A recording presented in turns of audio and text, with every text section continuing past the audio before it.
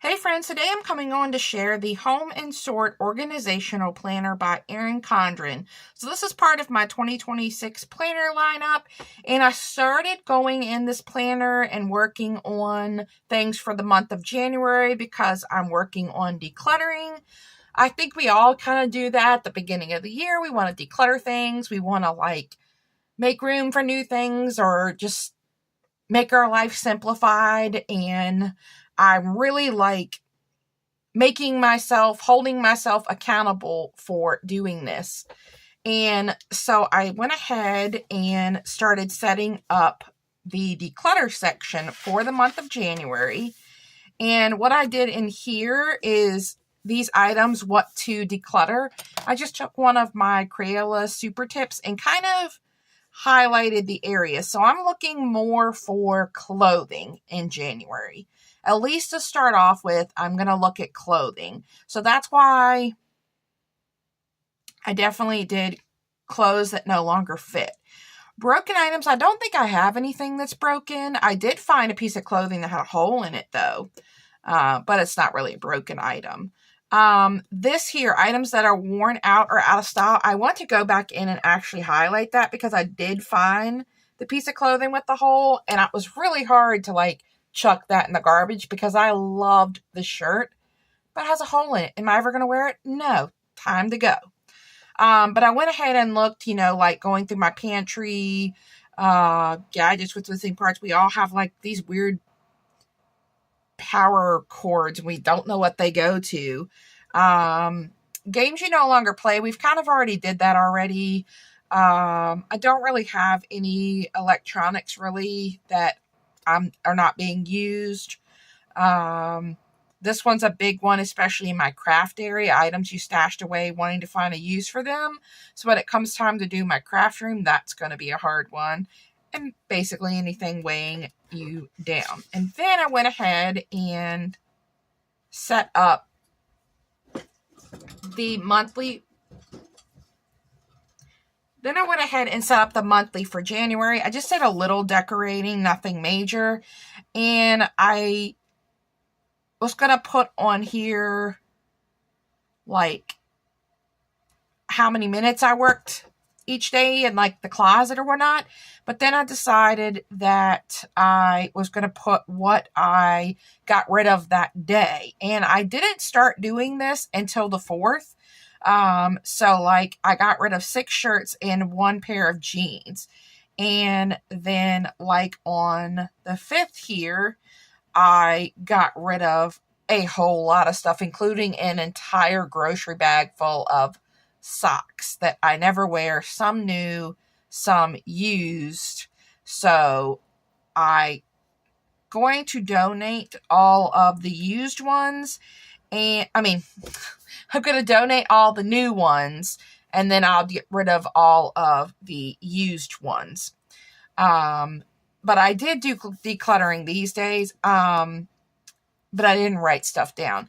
And for instance, I didn't do anything on the 1st. That was just a relaxed day. But on Friday, not only did I work in my closet, but I also worked on other areas of the house too. But I didn't write anything down, which is fine.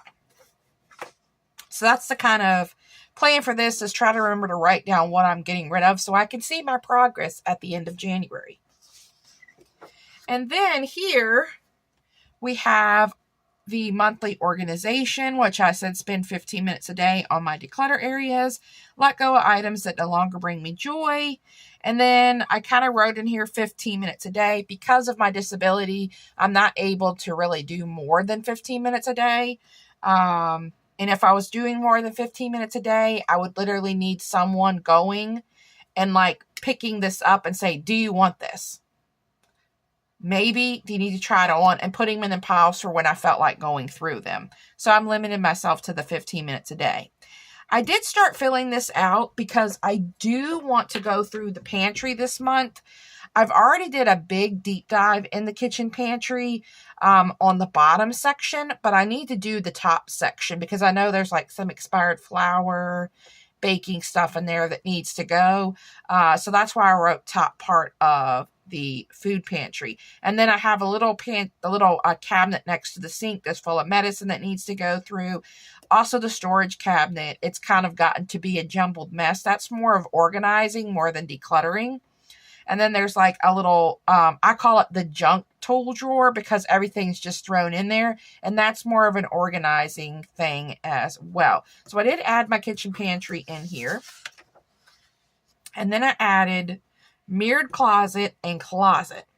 So one of the closets is this big walk-in closet with a big mirror on it. And the other one is just a closet. So this is what I'm actually starting to work on instead of starting with the kitchen pantry. So like my areas to declutter here, when I think about going into that mirrored closet, would be my short sleeves,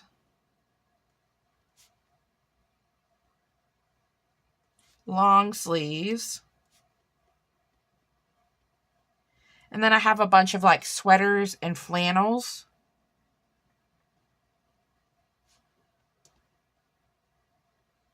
And then I have an area with t-shirts. And then there's a lot of other areas. So I have like a set of drawers in there. It's like a built-in closet. So drawers, and then there's like a shelf in there that's got like my candles and different stuff. So I'm going to write the shelf or shelves. And so those are some of my areas to declutter in the mirrored closet. And then here I would write items I challenge myself to declutter.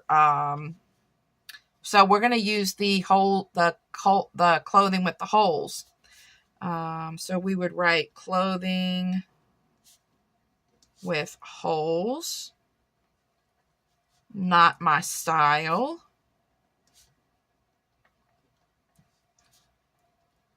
Too small / too big.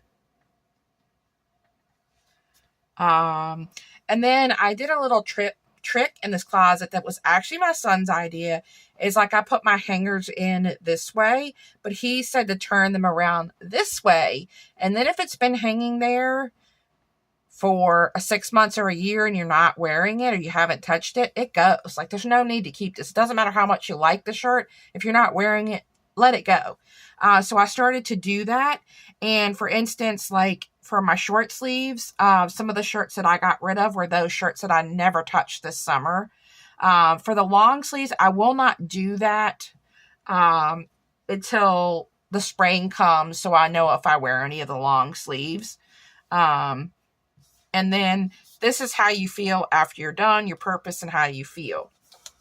And on this side, the same thing holds true for the closet. You're going to put your areas to declutter, items I challenge myself, and again, how you feel. And then we have one other section. So I went ahead and put bathroom on here. Now, if I do not get to the bathroom or the pantry in January, that's absolutely fine. That can go over until February or March, whatever month I get to it. But in the bathroom, I like how it has like dated makeup, skincare products, towels that have holes. So again, I'd probably put some main areas to look for, like underneath the bathroom sink. I can't get the stuff underneath the bathroom sink. I have no idea what's underneath the bathroom sink. I don't think I've opened the door to the bathroom sink since last winter when we had freezing temperatures and the door was open to make sure that the pipes didn't freeze. That's definitely things in there that can go. And I don't really wear makeup, but I do have a few things that I could go through. I have a lot of like soaps and lotions, so things like that.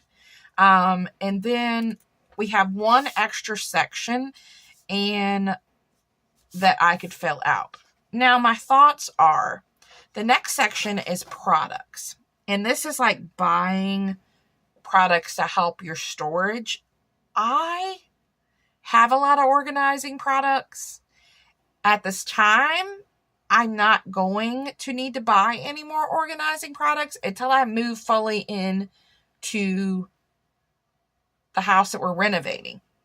And because of that, I thought, why not use this for more decluttering? So I could do a February calendar. And then it's basically the same with your goals. And then these. So why not use my sticker books, my washi tapes, and I could cover these areas up and make them my own. So I could do more decluttering. So I could use February for decluttering my craft room. And then I could just cover up this checklist, cover up this, and then put here, just like you have here, areas to declutter, items I challenge myself, and how I feel. Or I could keep the action steps. So I don't think you have to use this as it is. I'm definitely going to change some things. Like here we have meal prep.